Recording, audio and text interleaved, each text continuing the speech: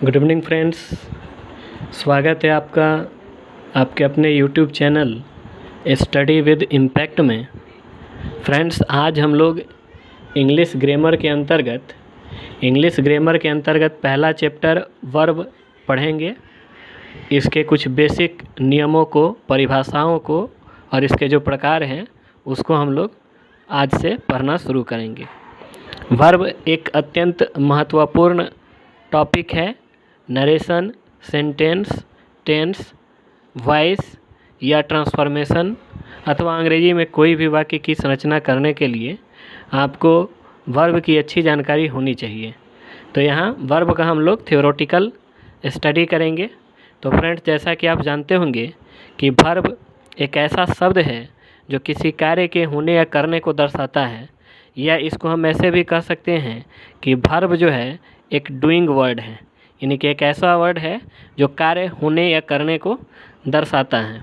ऐसे वर्ब जो है केवल कार्य होने या करने को नहीं दर्शाता, इसके अलावा ये अधिकार और अवस्था यानी स्टेट और पोजीशन को भी दर्शाता है।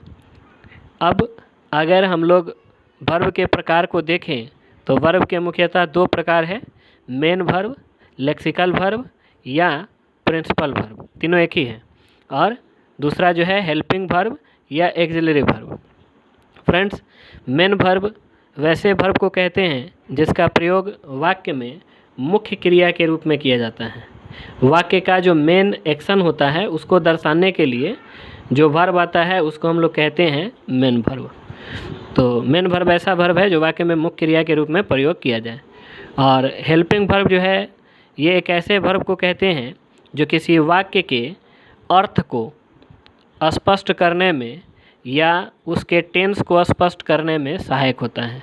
किसी वाक्य के अर्थ या टेंस को स्पष्ट करने में जो सहायक होता है उसको हम लोग कहते हैं हेल्पिंग वर्ब।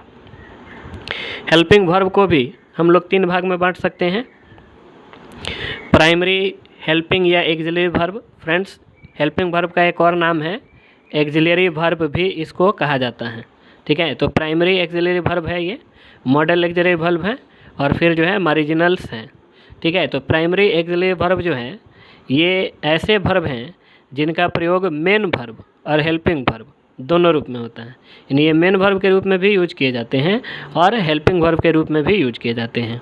ठीक है, ये बेसिकली बी, डू और हैव, ये जो है यही प्राइमरी हेल्पिंग वर्ब्स हैं। सॉरी, इसमें बी जो है इसके जो रूप हैं वो is, are, am, was, were, ये बी के रूप हैं अलग अलग। डू का रूप आप जानते होंगे, डू, डज, डिड, और हैव का हैव, हैज़, हैड, ये इसके अलग अलग फॉर्म है। तो ये सभी वर्ब जो हैं ये प्राइमरी हेल्पिंग वर्ब हैं।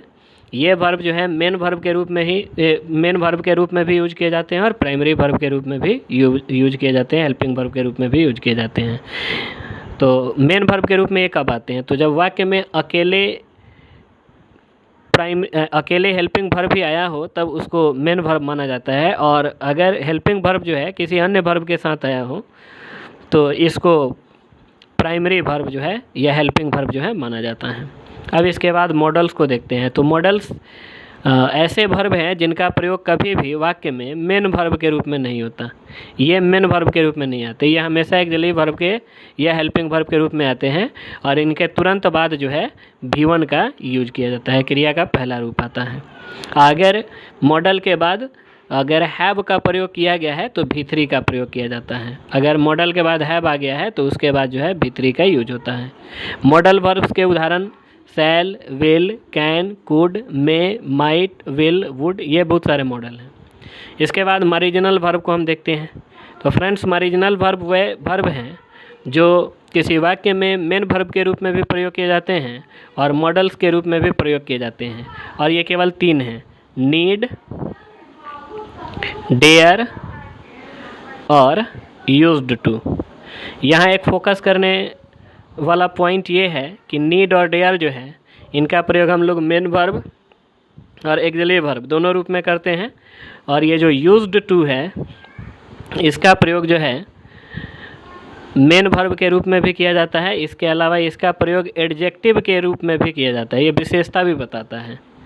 ठीक है, जैसे आई यूज्ड टू स्मोक, यानी मैं धूम्रपान किया करता था, तो ये मेरी विशेषता बता रहा है। तो एडजेक्टिव के रूप में भी इसका यूज किया जाता है।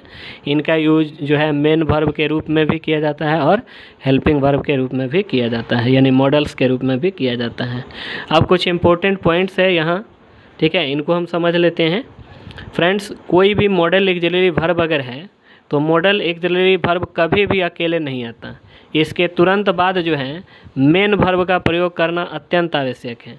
मॉडल ऑक्सिलरी वर्ब कभी भी अकेले नहीं होता, इसके तुरंत बाद जो है मेन वर्ब का प्रयोग किया जाता है। दूसरा जो है, मॉडल ऑक्सिलरी वर्ब जितने भी हैं उनके वर्ब फॉर्म्स नहीं होते, जैसे V1 V2 V3 V4 V5 जो वर्ब फॉर्म्स आप पढ़े होंगे, तो मॉडल ऑक्सिलरी वर्ब के वर्ब फॉर्म्स नहीं होते।